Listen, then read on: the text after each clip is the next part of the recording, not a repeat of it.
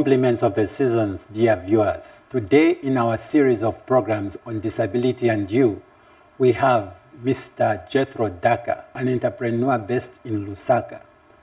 Trained as a human resource personnel, despite being a wheelchair-bound, Mr. Daka opted to lead a full life and become very independent and productive as an equal partner, as an equal player in national development. Mr. Daka, welcome to our program. Thank you very much. First of all, who is Jethro Daka?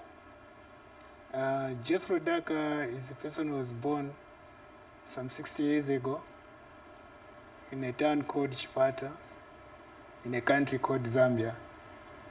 Mr. Daka was educated in the Eastern Province, where he did his primary education, and then went on to do his college education here in Lusaka. And after completing doing human resource, Mr. Daka found himself again doing information technology.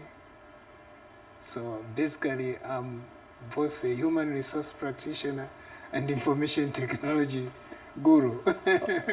Okay. Do you have a family? Yes, I have a family.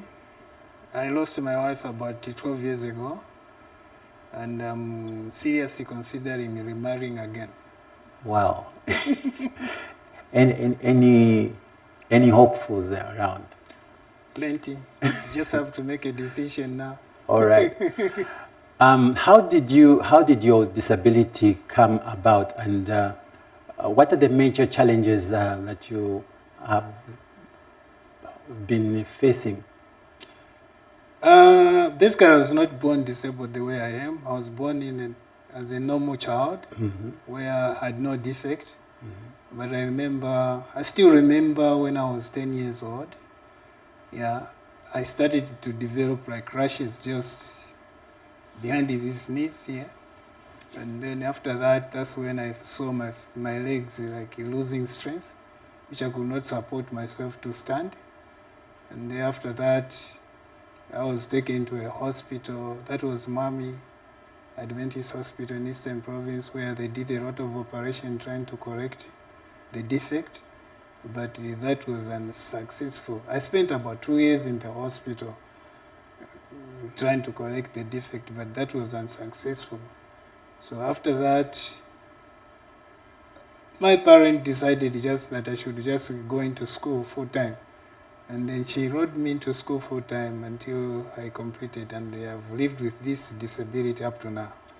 Right. Having said that you had gone to school, how did the school institution take you, as well as your fellow pupils? How did they take you?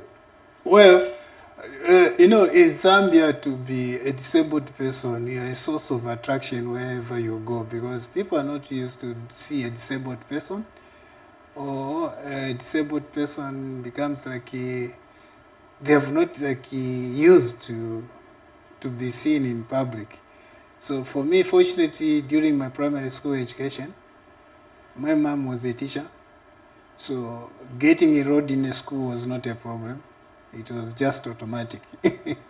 So that's how it was easy for me to go into school, and then even movement from home into school, it was not an issue, because I just used to come from home and go into class. So that I enjoyed that privilege for my primary school education. And coming to secondary school education, I think I went to a secondary school where I had the best of my life. By then at Inyimba Secondary School, I found very good headmasters, teachers who really supported me, in that it was the best of my life, because teachers did everything they could do so that they could make my life easier. I know, my first wheelchair was at secondary school, when I went to Inyimba Secondary School. The school organized a fete in which they raised money and bought a wheelchair for me, which I was using at school. Unfortunately, I left that wheelchair. I don't know if they still keep it. When I completed my grade 12, they asked that I should leave the wheelchair for the next person. But anyway, that was after some people had given me another wheelchair for my personal use at home, which I used it on my days until I started buying my own wheelchairs. Okay. Yeah. Having said that, what are your expectations from society? Well, I've got a lot of expectations from society. One important thing is to accept that in this society there are also disabled people who are different from them. Have you seen, eh? Now, these people who are different from them, they also need to live a life which is a life acceptable in that society. They need to do whatever they want to do, and society just has to help them. How can the society help them? You know, the most important thing is acceptance. Once society has accepted that these people are living among us, that's the first point for a disabled person to look for. You need acceptance. And then after that, give that person an opportunity to express themselves and to do whatever they want to do. Not they want to do something. No, you cannot do this. You know, that is, first of all, I'm a human being who has decided to do what I want to do. Why should you stop me? Have you seen, eh? Okay. Now, if I want, I want to have a field, I want to go in a field and cultivate. You know, people who come, they see you cultivating in the field, people just say, no, why are you doing this? Have you seen? Now, what do you expect me to do? Should I go and sit and cry? Now, you find that in such an environment, you find disabled people, they get it in the background where they just sit as an object of pity. They can't express themselves. They can't do what they feel like doing, which is very demotivating and very depressing. Okay. On the ongoing government and other stakeholders empowerment programs, what would you want to be done for the benefit of people living with disabilities?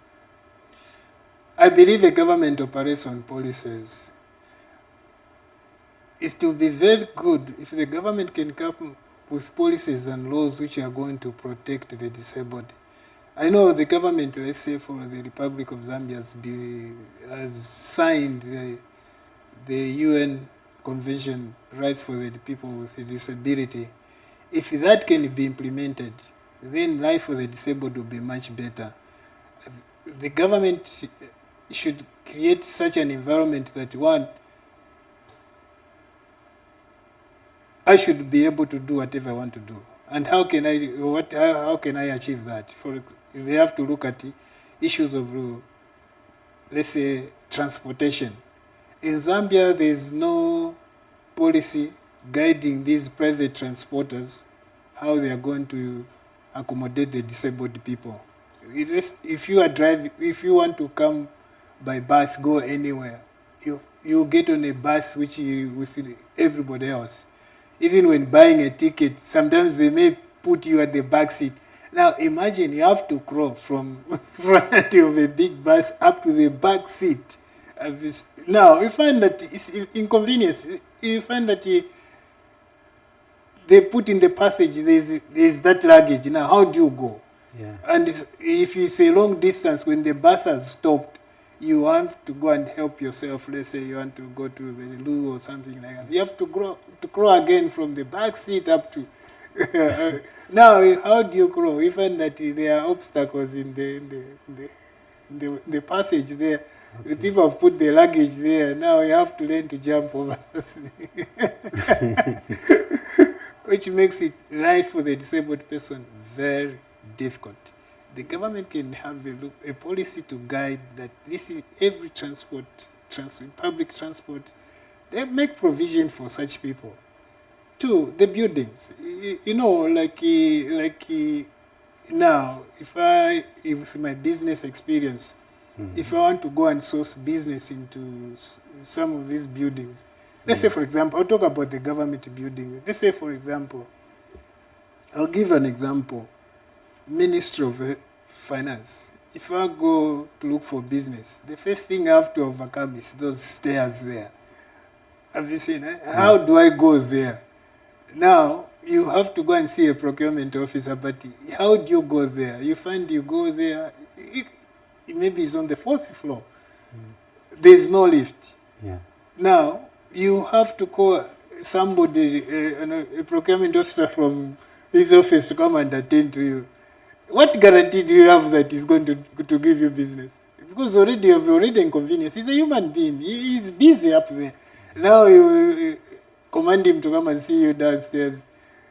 He will just look at you. So this is the trend. This guy, every time when he comes here, he will be moving from me. So what is the point of me giving him business? You find, no boss, try next time.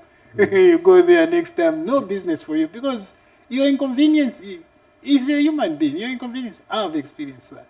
And then those are the issues we have to look at. And then also, not only that, now the disabled people, some disabled people, they do drive.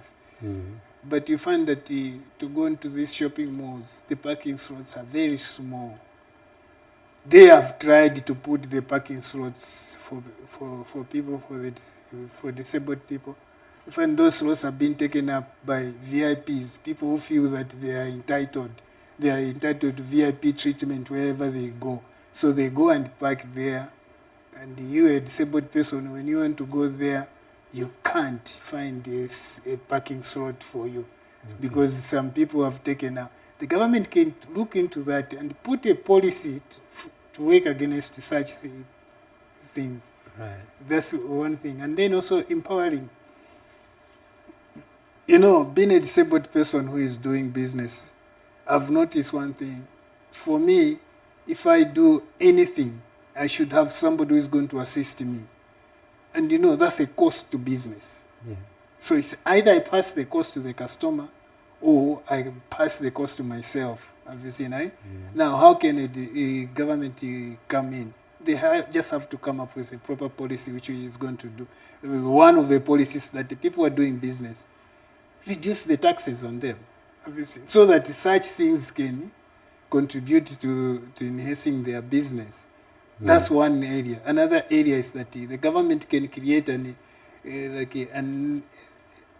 policy which will say that such type of business, let's say for government, they can reserve this for the disabled people. Have you seen? And those who are in business, they can be given such opportunities that they should maybe 10% of every business the ministry or the government is offering, let it go to the disabled people who are doing. That can help because, employing a disabled person is also a challenge. It's a challenge because there are people who are, unfortunately, I would say people who do not understand disability or who do not understand a disabled person, because many people have not lived with a disabled person. They don't understand that a disabled person can do something. To them, a disabled person is an object of pity because that's what they have seen. Because they have seen people begging in the street, a disabled person where they give them arms. Have you seen, eh? So they think that every disabled person is for there to receive arms. They don't understand that a disabled person can do things which you, a person, can do. Have you seen? Yeah. Now, the government should come up with a policy to guide. And they have to be very strict because they have to be very strict that policy is implemented. That can help. Those are the things which can help a disabled person, especially in this area where there's unemployment is very high. But a disabled person, even a disabled person, can employ himself. And then even like trading areas, like markets, you find that you hardly move like me who is a wheelchair. I can hardly go to, let's say, the market, city market, this city market or even this town center market. I can hardly move there to go into those shops to now if I have got a shop, how will I operate from there? And then also we find that even like social amenities like toilets, they're not accessible for a disabled person. All those things, the government can put in a policy to stop all this or to make these things right. That's one area which the government should do.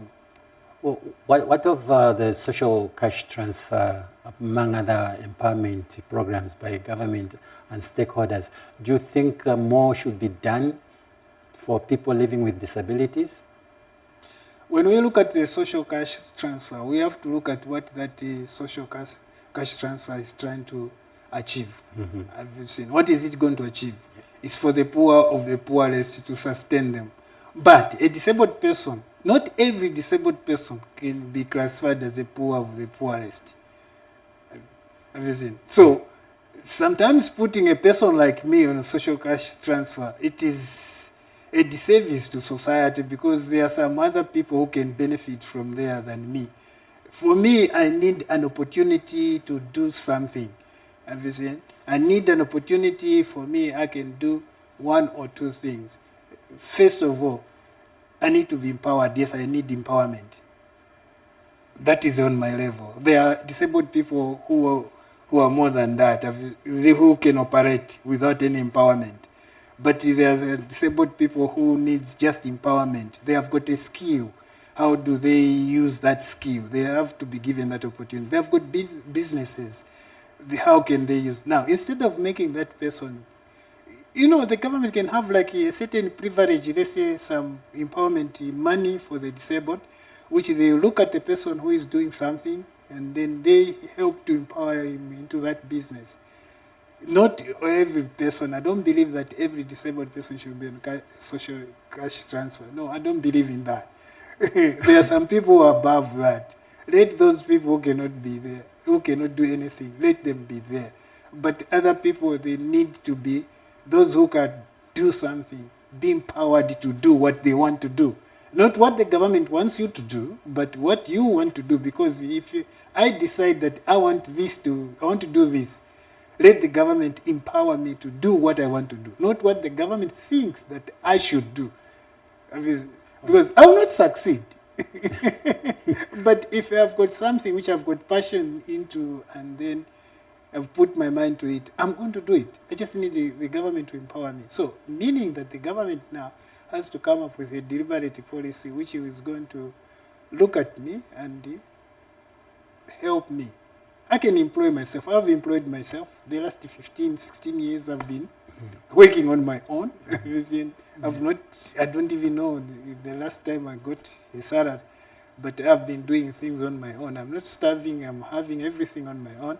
But I've got challenges which I think the government can come in and make my challenges easier and make me also grow as a businessman.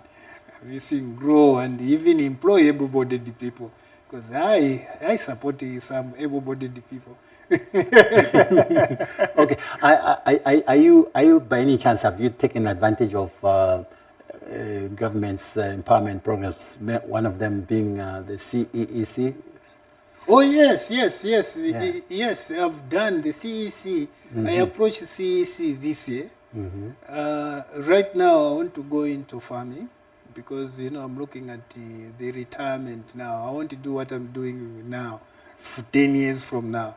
So I want to develop farming, my farm. I've got a small holding somewhere just within Osaka here, which I have approached the CEC to say, okay, you guys, I need a loan.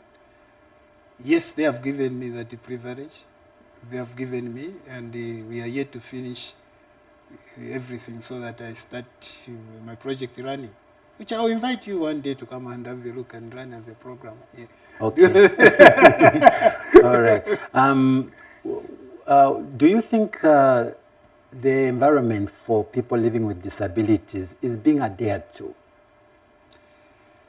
Well, there are some improvements, but there's more to be done to improve. One issue of accessibility, like I've already mentioned,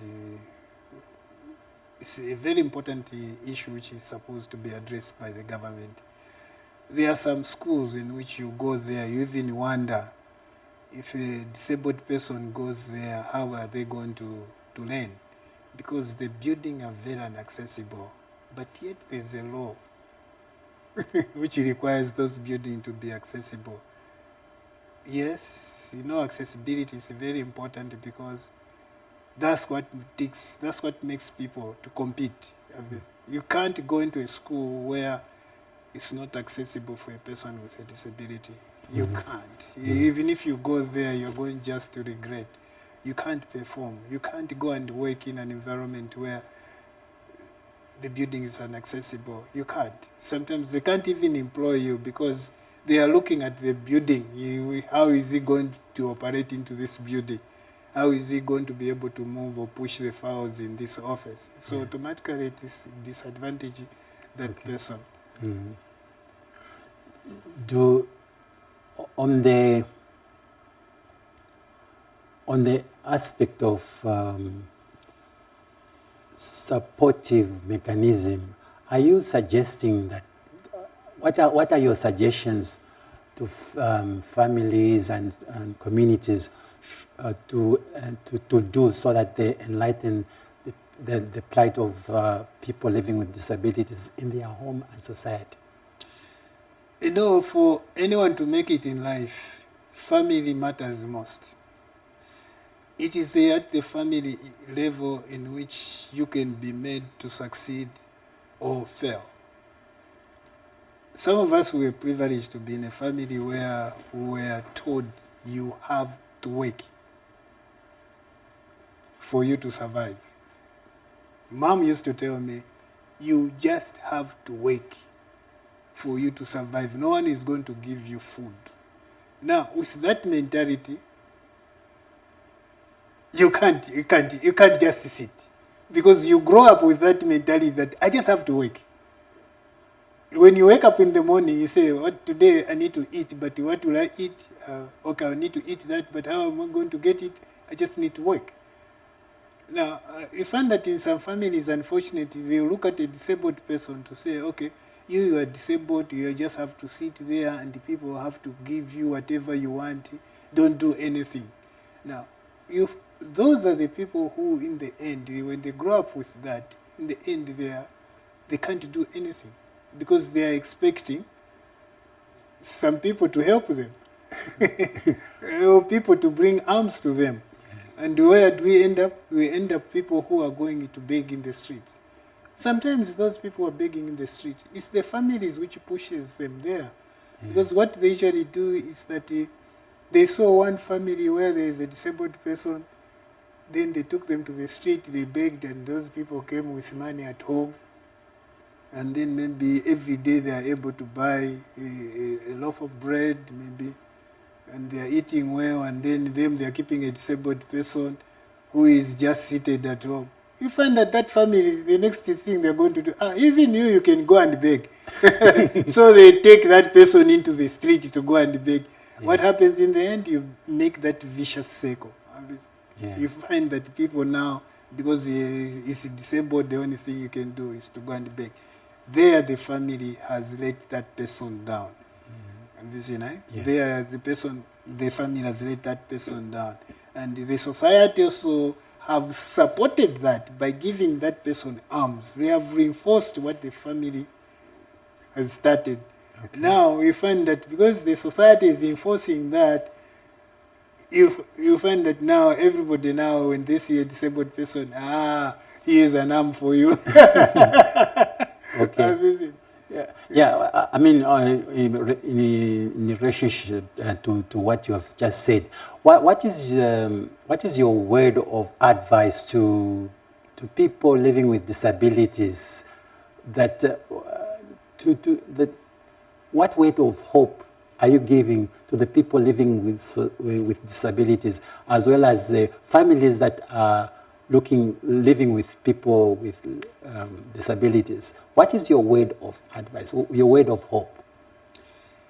You know, one thing for my fellow disabled people, one thing we should accept is that accept that you are disabled, and accept that you are still alive, and accept that in this life you can live a better life.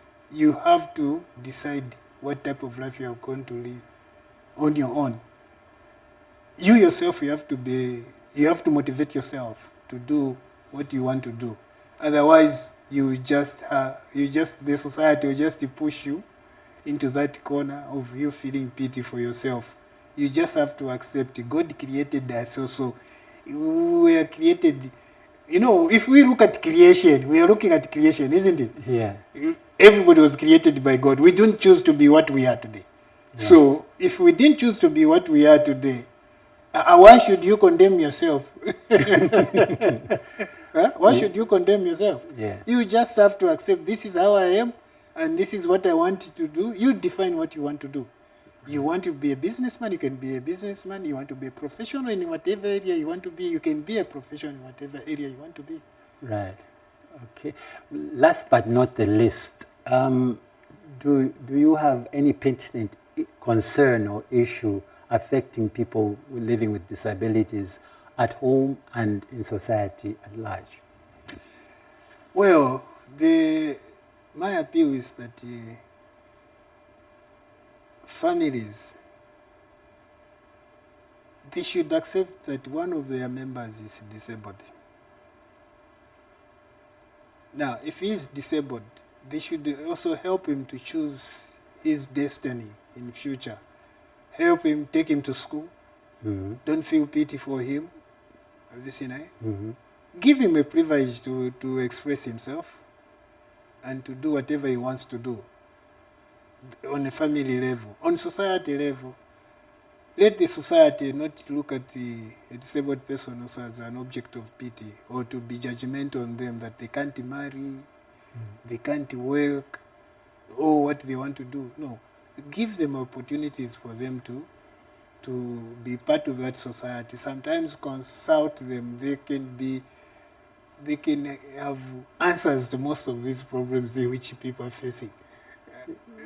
Because a disabled person will be a very frank person, will call a spade a spade. Most of the disabled person, they don't call a spade as a big spoon or a spoon as a small spade. They call a spade a spade. That's one issue. Because of that, they can be consulted what they want. Have you seen how they can be helped? Mm-hmm. So meaning that in this society, let at every level of should I call every level of leadership or something like that, put a disabled person there in that society. Listen to their views, how they can be helped.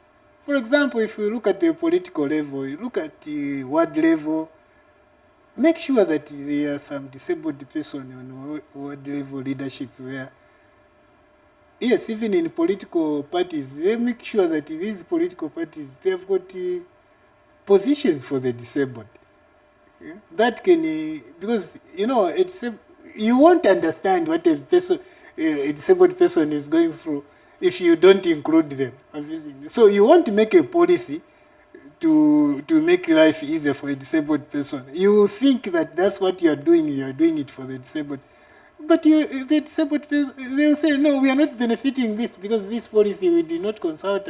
You don't know what it is. Yeah. Okay. Well, dear viewers, that was Mr. Jethro Daka, a Lusaka-based businessman living with disabilities. Despite his physical condition, he can be said to be one of those who have said no to their condition, to soldier on and be an equal player like the able-bodied. Disability is not inability. Till next time, it's bye for now.